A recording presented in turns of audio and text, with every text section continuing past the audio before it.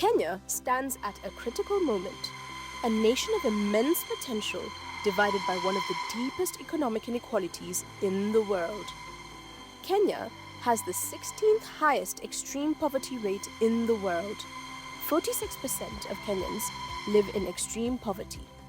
Since 2015, 7 million more people have fallen below the poverty line, even as the economy has grown by around 5% a year. The richest 125 Kenyans now own more wealth than 42.6 million people.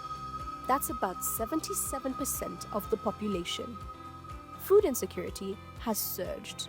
In the last decade, 17 million more Kenyans have struggled to get enough to eat. The cost of food is now about 50% higher than in 2020, and inflation in Nairobi has hit low-income earners far harder than the rich. Women bear the greatest burden of this inequality. For every 100 Kenya shillings a man earns, a woman earns about 65 Kenya shillings. Male-headed households own 3 times more assets. Women are 5 times more likely than men to do unpaid care work, and their total labor income is only about 62% of men's. They make up just 38% of formal workers, and only 13% have legal ownership of agricultural land, falling to just 4% amongst the poorest households. In public services, the divide is stark. Children from the poorest 20% of households get 5 fewer years of schooling than those from the richest 20%. Government spending per primary school pupil has dropped to just 18% of its 2003 value.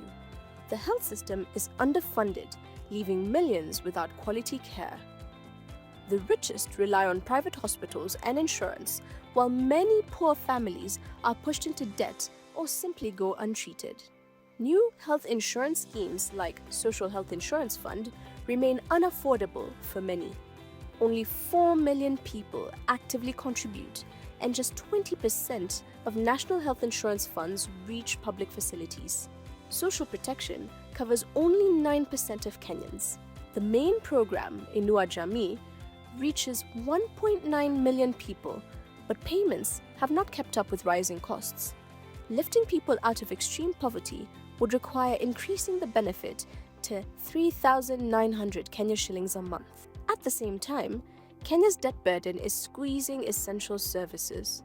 In 2004, 68 shillings out of every 100 shillings collected in taxes went to debt repayment, double the share in 2017. Today, debt costs are twice the education budget and 15 times the health budget. Taxation reduces inequality by only 9% because the system relies heavily on VAT, forcing low-income households to pay a higher share of their income in taxes. Meanwhile, wealth, property, and capital gains remain too lightly taxed. But inequality is not inevitable.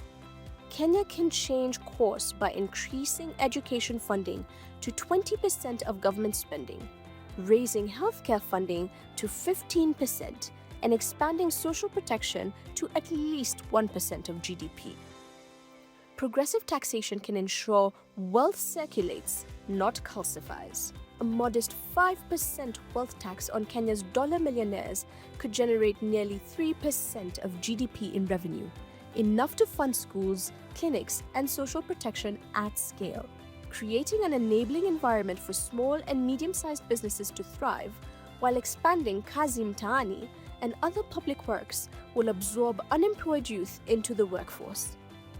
With bold, people-centered choices, strong public services, tax justice, decent jobs, and responsible borrowing, Kenya can bridge the divide and build an economy that works for everyone. The time for urgent action is now.